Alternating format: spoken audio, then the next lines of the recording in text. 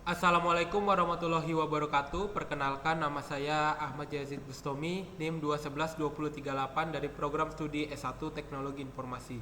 Di sini saya akan menjelaskan materi mengenai sistem pendukung keputusan dengan metode CODAS atau Combinative Distance Based Assessment.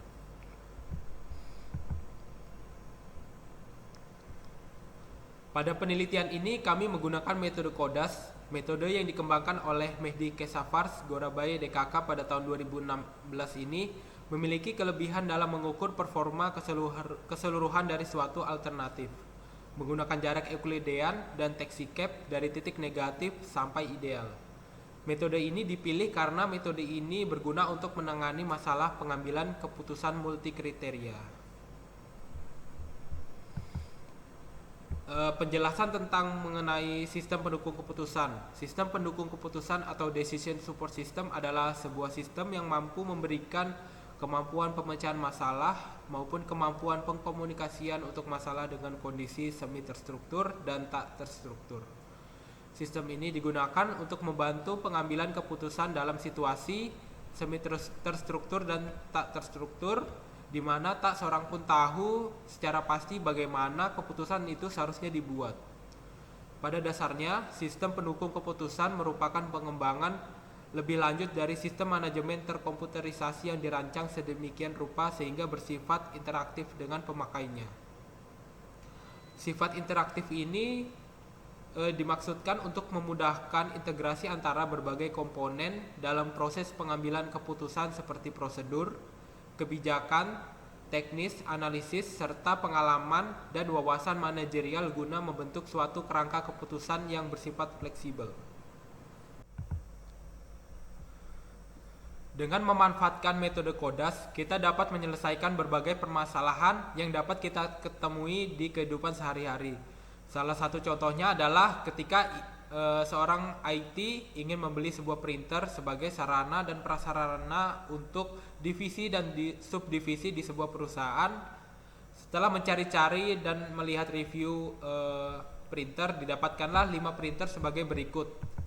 Yang pertama adalah Epson L5190, yang kedua adalah Epson L8005, yang ketiga adalah Epson M15140, yang keempat adalah Epson L3210, dan yang kelima adalah Epson L4260.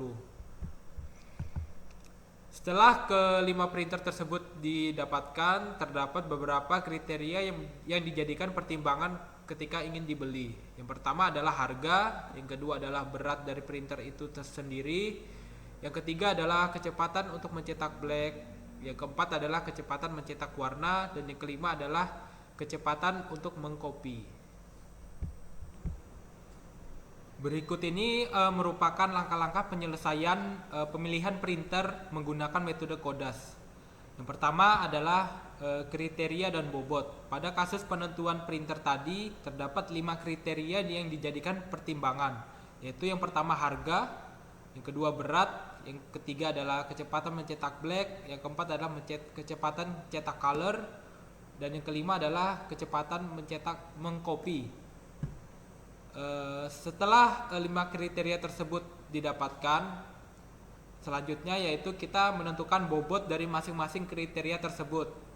Yang pertama adalah kriteria harga dengan kode C1 bobotnya 0,15, kriteria berat dengan kode C2 bobotnya 0,25, kriteria ketiga dengan kode C3 bobotnya 0,30, kriteria keempat dengan kode C4 memiliki bobot 0,20, dan kriteria kelima dengan kode C5 memiliki bobot 0,10. Untuk lebih mudahnya kita menyelesaikan metode CODAS ini dikerjakannya di tabel Excel. Setelah kita membuatnya di Excel, kemudian langkah selanjutnya yaitu mengisi setiap kriteria dari masing-masing printer tersebut. Jadi data yang sudah saya isi ini saya dapatkan dari berbagai sumber, salah satunya adalah toko online. Semua kriteria ini harus diisi dengan referensi tersebut supaya datanya lebih akurat. Kemudian untuk langkah kedua yaitu pembentukan matriks keputusan. Jadi matriks keputusan ini dibuat dengan melihat data yang sudah kita isikan pada setiap kriteria pada masing-masing alternatif. Didapatkanlah matriks keputusan ini sebagai berikut. Kemudian langkah selanjutnya yaitu membentuk normalisasi. Matriks normalisasi untuk data dari tiap-tiap alternatif dan kriteria diperhitungkan berdasarkan contoh rumus di bawah ini. Jadi untuk kriteria yang bertipe COS diperhitungkan seperti data X1, 1. Jadi ini adalah min 1 dibagi X1, 1 sama dengan 3,5/72. Untuk lebih mudahnya kita menggunakan Excel supaya lebih mudah perhitungannya. Setelah kita buat di Excel, yang pertama adalah kita mencari data max min value-nya untuk setiap masing-masing kolom atau kriterianya. Jadi untuk kriteria 1 ini didapatkan dari data paling rendah atau paling kecil. Kemudian untuk kriteria yang bertipe benefit didapatkan rumus dari data paling tinggi dari setiap kolom. Baik itu C2, C3, C4 dan C5 juga sama didapatkan dari data paling tingginya. Untuk contoh perhitungannya yaitu saya ambil contoh alternatif 1 kriteria 1 yang bertipe COS. Jadi perhitungannya adalah data paling kecil dibagi dengan data alternatif 1 kriteria 1 yaitu 7,2. Jadi 3,5 dibagi 7,2 hasilnya adalah 0,486. Untuk kriteria yang bertipe benefit menggunakan rumus data alternatif 1 kriteria 2 ini dibagi dengan data max value-nya yaitu 5 dibagi 20,2 didapatkan hasilnya 0,248. Kemudian untuk langkah keempat yaitu menentukan matriks normalisasi terbobot atau R. Setelah didapatkan nilai normalisasinya, langkah selanjutnya yaitu adalah membuat matriks normalisasi terbobot.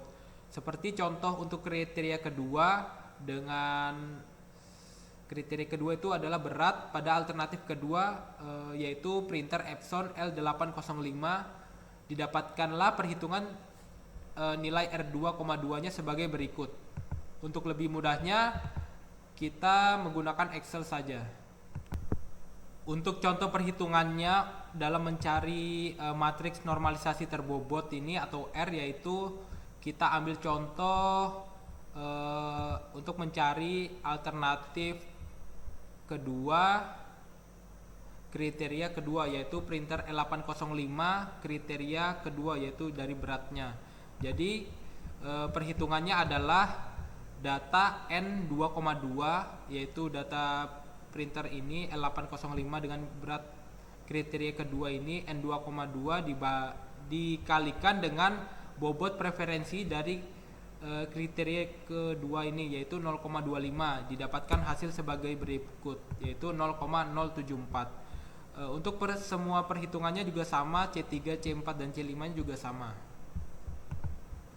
Selanjutnya untuk yang langkah kelima yaitu menentukan nilai ideal negatif atau NS. Nilai NS merupakan nilai normalisasi terbobot atau R yang terkecil atau minimum untuk setiap kriteria ke J. Sebagai contoh yaitu nilai ideal negatif untuk kriteria kedua dengan kriteria berat sebagai berikut. Jadi untuk perhitungan untuk menentukan nilai ideal negatif adalah dengan mencari nilai minimum atau yang paling kecil dari setiap kriteria. Jadi untuk C1 adalah nilai minimumnya 0,044 dan C2 adalah nilai minimumnya 0,043 dan C3 sampai C5 juga sama didapatkan dari nilai paling kecil untuk setiap kriterianya. Kemudian untuk langkah ke-6 yaitu menghitung jarak Euclidean dan taxi cap-nya. Sebagai contoh Untuk perhitungannya adalah alternatif ketiga pada Epson E15140 dapat ditentukan nilai jarak Euclideannya sebagai berikut.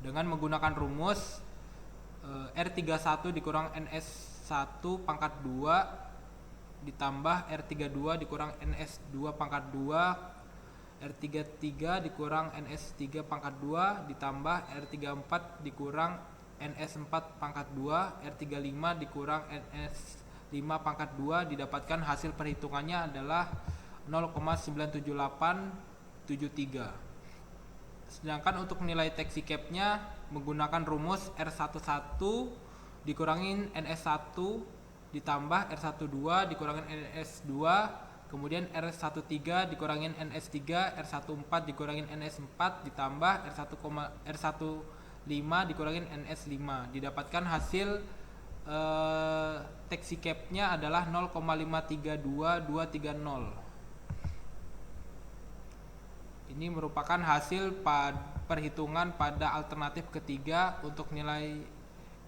Euclideannya, dan ini adalah untuk nilai taxi cap-nya. Kemudian langkah selanjutnya yaitu menghitung nilai assessment score atau H dan perankingan. Untuk menghitung semua hasil pada setiap alternatif setelah dilakukan perhitungan matriks relatif assessment atau RA, berikut ini adalah contoh perhitungannya. Dapat dilihat pada gambar di bawah ini untuk perhitungan nilai assessment score pada data alternatif 2 kriteria pertama. Jadi untuk alternatif kedua ini adalah perhitungannya sebagai berikut. H21 tambah H22 tambah H23 tambah H24 dan tambah H25 didapatkan hasilnya 0,149468. Jadi di sini merupakan perhitungan menggunakan Excel untuk menghitung alternatif kedua atau nilai assessment score-nya menggunakan rumus penjumlahan dari seluruh kriteria yang ada di kriteria 2, yaitu 0,064 ditambah 0,000, 0,025 ditambah 0,014 ditambah 0,075 didapatkan hasilnya 0,149468. Setelah kita melakukan perhitungan nilai assessment score dan perankingan, dari hasil perankingan nilai skor tersebut diperoleh bahwa drum alternatif 4 terpilih sebagai nilai paling tinggi, yaitu printer Epson L3210 dengan skor penilaian sebesar 0,217127 yang terpilih sebagai printer multifungsi yang paling baik berdasarkan kriteria-kriteria yang telah dipilih dan bobot yang sudah ditentukan. Mungkin itu saja penjelasan dari saya, kurang lebihnya mohon maaf. Wassalamualaikum warahmatullahi wabarakatuh.